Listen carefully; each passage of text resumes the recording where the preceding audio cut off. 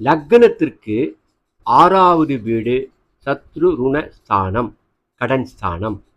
இந்த 6வது வீட்டை குரு பார்த்தால் இந்த 3 விஷயத்தில் பாதுகாப்பு ஏற்படும். உடல் ஆரோக்கிய பாதுகாப்பு, கவலை விலகுதல், பகைவர்கள் தொல்லை நீங்குதல், வாதம் பித்தம் கபம் தொல்லை நீங்குதல், மாமன் நலம் கோளாறு நீங்கும், வழக்குகளில் வெற்றி, திருடர் பயம் நீங்கும், விபத்துக்களால் பாதுகாப்பும் உண்டு, விஷ பயம் இல்லை, சிறை பயம் ஏற்படாது, துர்க்காரியங்கள் மட்டுப்படும். ஆகவே 6வது இடம் என்பது மறைவு ஸ்தானம்.